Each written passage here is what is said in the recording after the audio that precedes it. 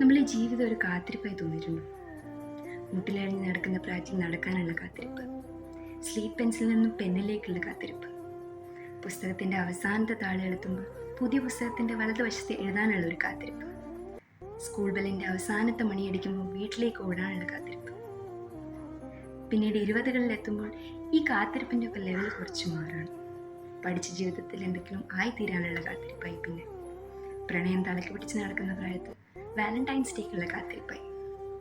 പിന്നീട് ജീവിത പങ്കാളിക്ക് വേണ്ടിയുള്ള കാത്തിരിപ്പ്, കല്യാണം, കുട്ടികൾ, അങ്ങനെ അങ്ങനെ കാത്തിരിക്കാൻ പല പല കാരണങ്ങൾ. പിന്നെ അവസാന നാളുകളിൽ മരണത്തിന് വേണ്ടിയുള്ള കാത്തിരിപ്പ്. നമ്മുടെ മരണത്തിന് ശേഷം നമ്മുടെ നടക്കാതെ പോയ സ്വപ്നങ്ങൾ നമ്മൾ എവിടെയെങ്കിലും കാത്തിരിക്കുന്നുണ്ടോ? നമ്മളെ സൃഷ്ടിച്ച് നമ്മുടെ ഓർമ്മകൾ നമ്മൾ എവിടെയെങ്കിലും കാത്തിരിക്കുന്നുണ്ടാവോ? അറിയില്ല. പക്ഷേ ഈ കാത്തിരിപ്പുകളൊക്കെ ജീവിതത്തിൽ വളരെ പ്രാധാന്യമുള്ളതാണ്. അവയാണ് നമ്മളെ ജീവിപ്പിക്കുന്നത്. നമ്മൾ 2 തരം ആൾക്കാരെ കാണാറുണ്ട്. ചിലവരെപ്പോഴും പഠിച്ചുകൊണ്ടേയിരിക്കും, റിട്ടയർമെൻറ്റേ ഇല്ലാതെ എപ്പോഴും ജോലി ചെയ്തുകൊണ്ടേയിരിക്കും.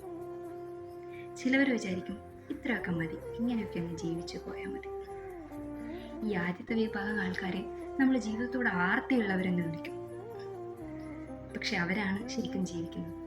Keep dreaming, keep working towards it and keep achieving it. And even if you don't achieve it, just enjoy the process of it, because that's what we call life.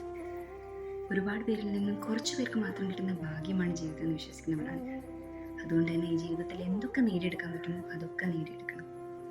ഇന്നലകളിൽ നിങ്ങൾ എന്താണോ അത് നിങ്ങളുടെ നാളെ നിശ്ചയിക്കുന്നില്ല. ഇന്ന് നിങ്ങൾ എന്ത് സ്വപ്നം കാണുന്നു, എന്തിനു വേണ്ടി കഷ്ടപ്പെടുന്നു, അത് നിങ്ങളുടെ നാളുകൾ നിശ്ചയിക്കണം.